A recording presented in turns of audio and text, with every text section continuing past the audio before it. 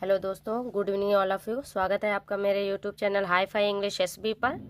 और आज चलो हम लोग एक नई स्टोरी देखते हैं। उसको टाइटल देखते हैं, उसका शुरू करते हैं यहाँ से। इसका टाइटल देखते हैं, the lion in a bad mood.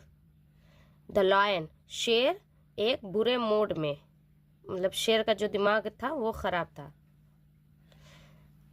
One morning, एक सुबह, king lion was in a bad mood. एक सुबह राजा शेर था, एक बुरे मूड में था। क्वीन लॉयनेस, जो रानी शेरनी थी, हैड टोल्ड हिम, उसने उसे बताया था दैट, कि he had bad breath.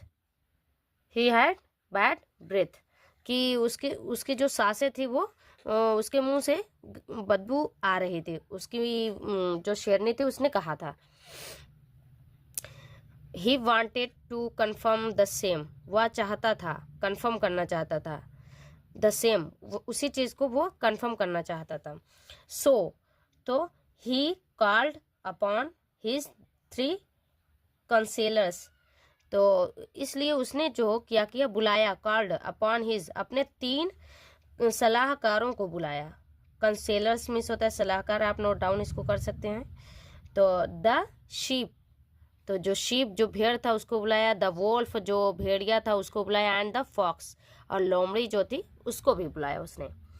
First he asked the sheep, पहले उसने पूछा द शीप, भेड़ से पूछा, do I have bad breath, क्या मेरे मुंह से बदबू आती है जब मैं सांस लेता हूँ।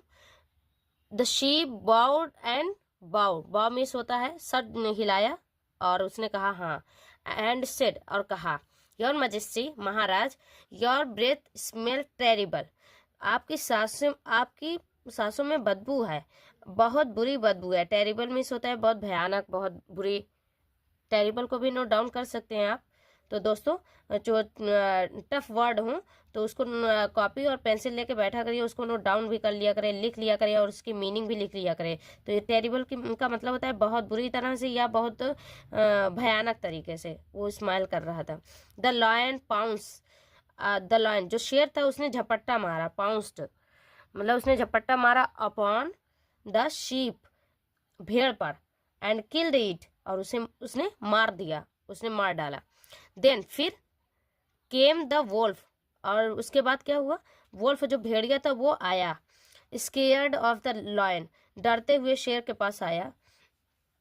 ही सेड, उसने कहा, डियर किंग, प्रिय राजा, your breath is as fresh as a flower in spring.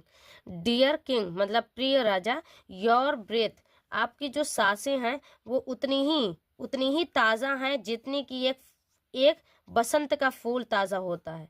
आपकी सांसें उतनी ताज़ा है जितनी ताज़ा एक फूल होता है स्प्रिंग टाइम में। स्प्रिंग मतलब होता है बसंत के मौसम में जितना फूल ताज़ा ताज़ा होता है, उतनी ही सांसें आपकी ताज़ा निकल रही हैं। The lion knew the wolf was lying and squashed him, जो शेर था वह जानता था। नो मिस होता है जानना, न्यू मिस जानता था। द वोल्फ की भेड़िया, वाज लाइंग झूठ बोल रहा था, एंड स्क्वैच, और उसने क्या किया, स्क्वैच्ड मतलब होता है कुचल डाला उसे, शेर ने उसे भी कुचल डाला। Now it was the foxes turn, अब इट वॉज यह था फॉक्सेस टर्न, अब ये बारी थी, लोमड़ी की बारी थी।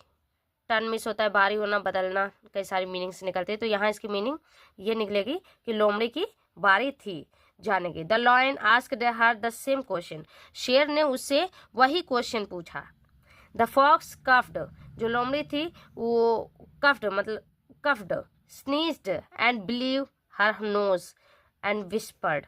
अब ये पूरा सेंटेंस है और इसको देखो हम लोग कैसे तोड़ करके पढ़ेंगे। द फॉक्स कफ्ड मतलब कफ्ड मीन्स होता है खांसी आना, तो लोमड़ी को ने खांसा, स्नीज मतलब छीका, एंड बिल्ली हर नोज, और अपनी नोज को, नाक को साफ किया।